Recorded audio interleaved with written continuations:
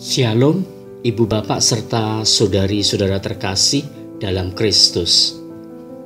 Kita jumpa lagi lewat renungan harian produksi Arek Komsos Paroki Stefanus Surabaya, edisi Rabu tanggal 17 Maret tahun 2021, Pekan Prapaskah keempat. Terlebih dahulu kita dengarkan bacaan Injil. Inilah Injil Yesus Kristus menurut Yohanes. Dimuliakanlah Tuhan. Yohanes bab 5 ayat 17 sampai dengan 30. Tetapi Yesus berkata kepada mereka, "Bapakku bekerja sampai sekarang, maka aku pun bekerja juga."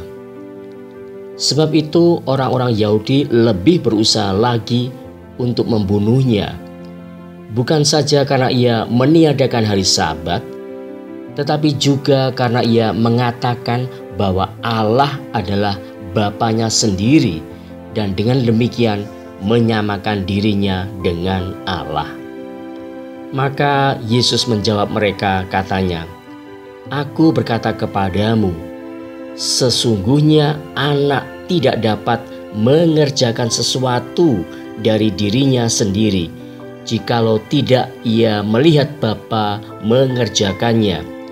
Sebab apa yang dikerjakan Bapa, itu juga yang dikerjakan anak.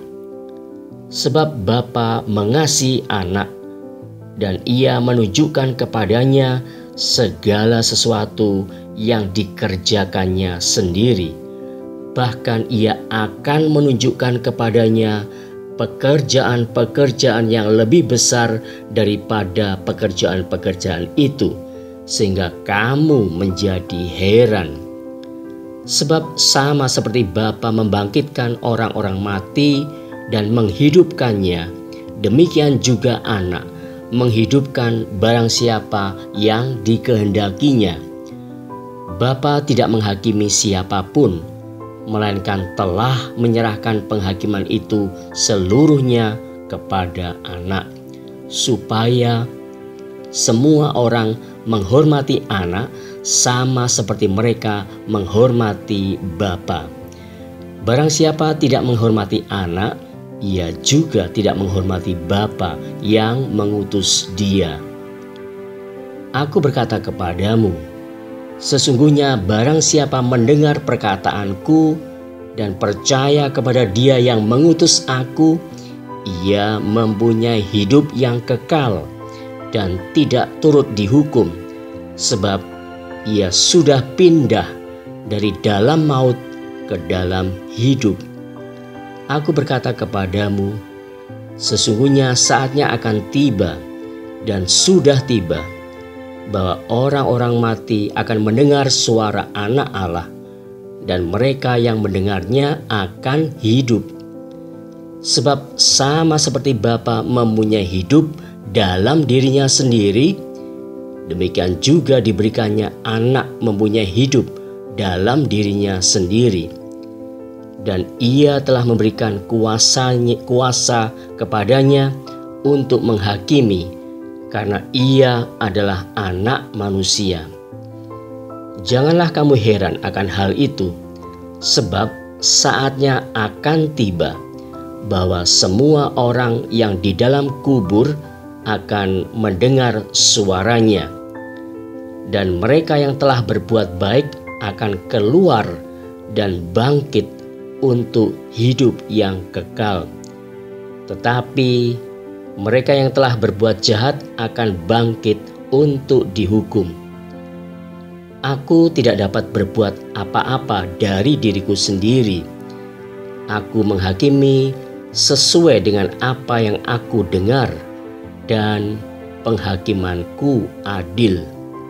Sebab aku tidak menuruti kehendakku sendiri, melainkan kehendak Dia yang mengutus aku. Demikianlah Injil Tuhan. Terpujilah Kristus.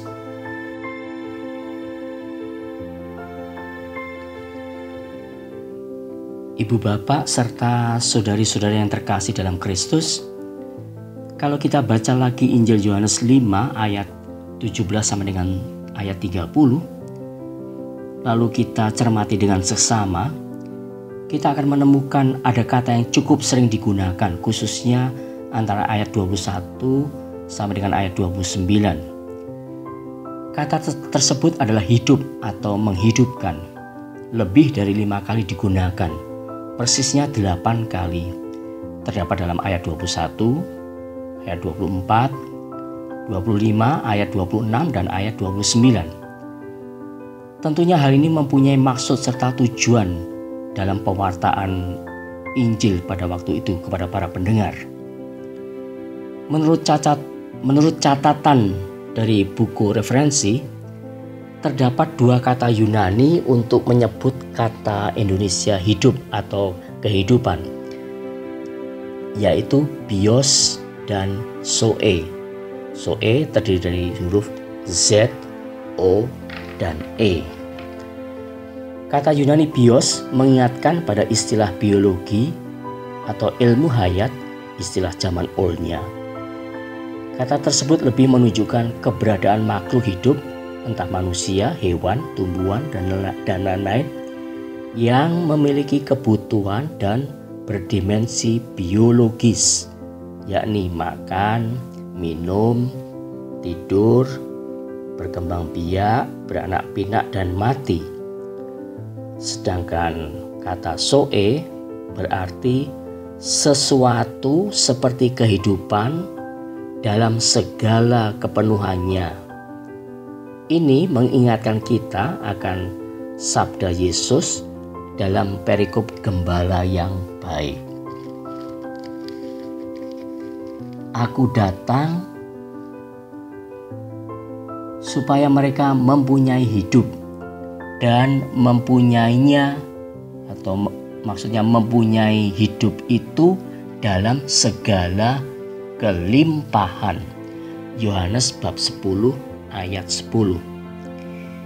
Ibu bapak serta saudari-saudari yang terkasih, yang dimaksudkan dengan hidup dengan segala kelimpahan atau hidup dalam kepenuhan adalah hidup yang terdapat dalam diri Allah sendiri. Hidup yang tidak dibatasi oleh kuasa kematian. Singkatnya, hidup mulia, hidup kekal. Inilah kiranya yang dimaksudkan oleh sabda Yesus dalam pewartaan Injil hari ini. Aku berkata kepadamu, sesungguhnya barang siapa mendengar perkataanku dan percaya kepada Dia yang mengutus aku, ia mempunyai hidup yang kekal dan tidak turut dihukum, sebab ia sudah pindah dari dalam maut ke dalam hidup. Yohanes bab 5 ayat 24. Ibu bapak dan saudara yang terkasih, menjadi jelaslah bahwa syarat dan ketentuan agar kita bisa mencicipi, merasakan hidup ilahi tersebut ialah mendengarkan suara atau sabda serta meneladani sikap dan pekerjaan Sang Gembala Utama, seperti halnya Yesus patuh dan taat dalam mendengarkan dan melakukan kehendak Bapanya di surga. Tuhan memberkati.